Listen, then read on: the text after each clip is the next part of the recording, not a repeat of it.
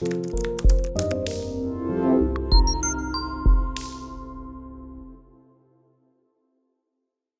réponds au nom de Ouedraogo Marc.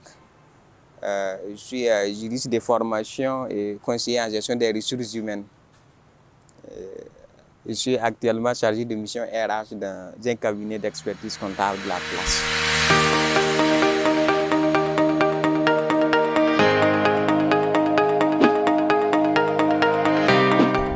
Je peux dire que la fonction RH est une fonction assez récente dans le domaine de la gestion, contrairement à la comptabilité qui existait depuis belle lurette. C'est une fonction quand même qui a toute son importance dans les organisations aujourd'hui, en ce sens que l'homme est au cœur de la stratégie de toute entreprise. Et donc, arriver à le manager pour l'atteinte des objectifs de l'organisation, il n'y a rien de tel, il n'y a rien de passionnant que la fonction RH.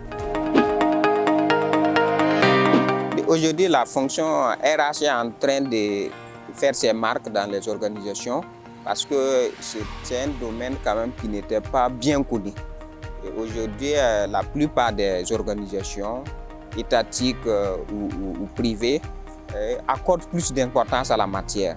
Parce qu'avant, souvent on se demandait quelle est la raison d'être d'un gestionnaire des ressources humaines. Parce que cet aspect était plus géré par la comptabilité, par l'administration générale.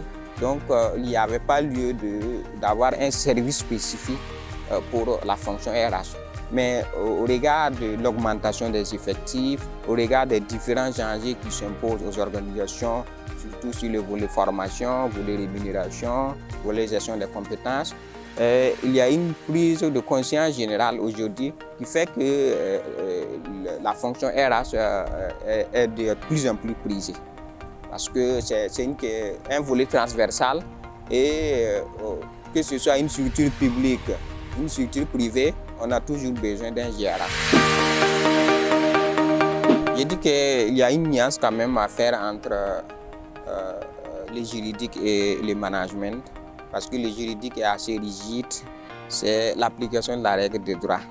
Bon, si on sait que dans la plupart des métiers, on a affaire au texte, donc on peut dire que tout le monde est juriste. Et particulièrement pour la fonction RH, il y a le volet gestion administrative.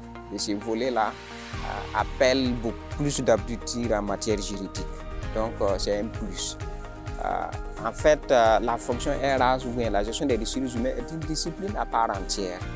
Donc, l'idéal, c'est de commencer dès la première année en tant que GRH, une licence en GRH, un master et qui peut aller jusqu'au doctorat.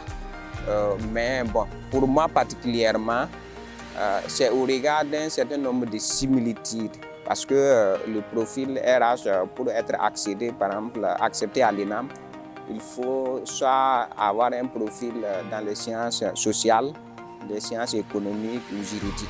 Donc c'est sur la base de ma formation de juriste là que j'ai été accepté parce qu'au regard quand même de la tendance entre les deux domaines.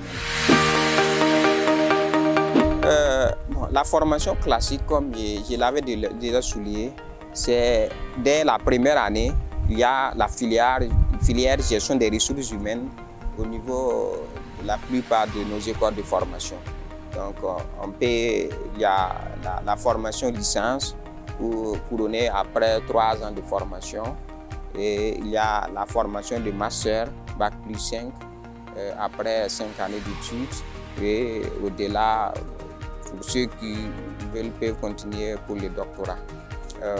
Chez nous, on était plus dans l'ancien système parce qu'aujourd'hui, la maîtrise n'est plus d'actualité. Nous sommes dans le système LMD.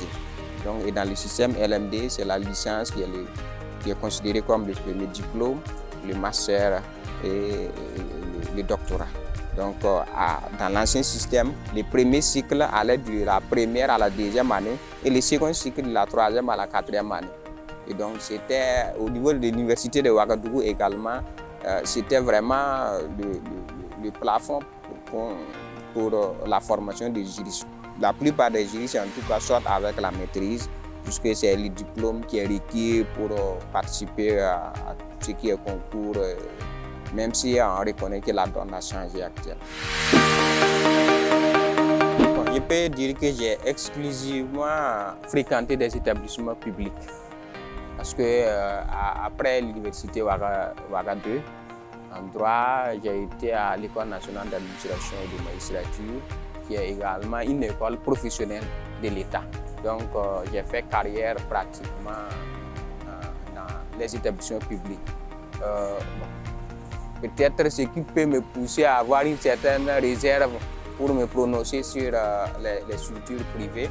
Mais toujours est-il que dans la vie professionnelle, on côtoie des personnalités qui ont fait des structures privées, comme des gens qui ont fréquenté des structures publiques.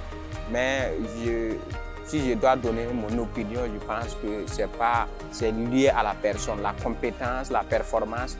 Souvent, l'école y est pour quelque chose, mais c'est la personne, le travail qui détermine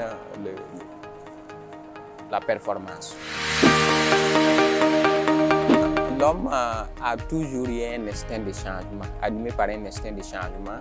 Bon, pour quelqu'un qui a fait ses études primaires jusqu'au baccalauréat à Ouagadougou ici, la tendance est de changer un peu de localité, changer d'air pour voir comment ça fonctionne. Nous, moi par exemple, j'ai fait mon bac à Kaya, donc c'est après Kaya que je suis venu à Ouagadougou. Donc je n'ai pas fait exclusivement carrière à Ouagadougou. Donc on est toujours inscrit dans cette logique de changement. Donc on se dit être plus à l'aise, souvent changer d'environnement parce qu'on est habitué à un certain environnement, il y a la famille. Donc à un certain moment, on veut prendre de l'autonomie. Bon, quand on grandit également, on doit quand même aspirer à avoir ses opinions, sa propre manière de fonctionner. Donc ce qui peut pousser à changer de localité pour les études. Et ça se justifie amplement. C'est vrai qu'on n'est pas très expérimenté, mais on peut se permettre quand même de fournir des conseils à nos jeunes frères qui désirent embrasser la carrière de gestionnaire des ressources humaines. Premièrement, du point de vue de l'option, il faut avoir des objectifs. Avoir l'objectif, savoir avoir des ambitions sur ce qu'on veut devenir demain.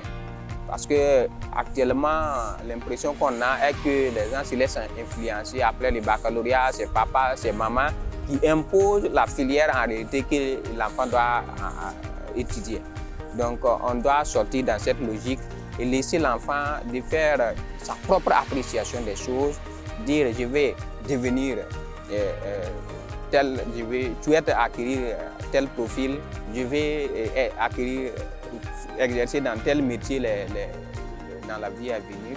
Et ça permet également aux parents d'accompagner les enfants, puisqu'on ne peut pas éjecter les parents, puisque c'est eux qui doivent fournir toutes les conditions pour permettre aux jeunes de s'épanouir.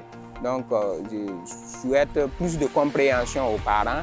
Et en tant que jeune frère, vous devez être déterminé, vous devez avoir des objectifs clairs dans la vie, ce qui va faciliter le travail également à votre environnement, qui va vous aider, qui va vous épauler à réaliser vos ambitions professionnelles et académiques.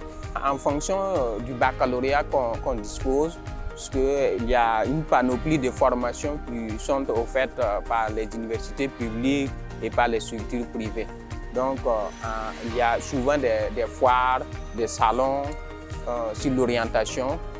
Je souhaite vivement à ce que les jeunes frères puissent participer à ces créneaux-là, qui va les permettre de rencontrer aussi des professionnels plus aguerris en matière d'orientation, qui va les aider à faire un choix judicieux en termes de formation. Pour finir, je remercie vraiment les initiateurs des grands frères quand même qui contribuent à sensibiliser, à éveiller les jeunes frères dans le cadre de leur orientation professionnelle, dans le cadre de leur orientation académique. C'est vraiment un créneau que j'encourage vraiment les uns et les autres à s'y intéresser, parce que c'est une initiative des jeunes et entre jeunes, il y a plus une facilité de compréhension Et c'est de là qu'on peut s'entraider pour que Grand Frère soit réellement une réussite. Donc, je vous conseille d'aller visiter les sites des Grands Frères. Là, vous aurez plus d'informations et vous aurez plus d'arguments pour pouvoir opter votre carrière, votre orientation.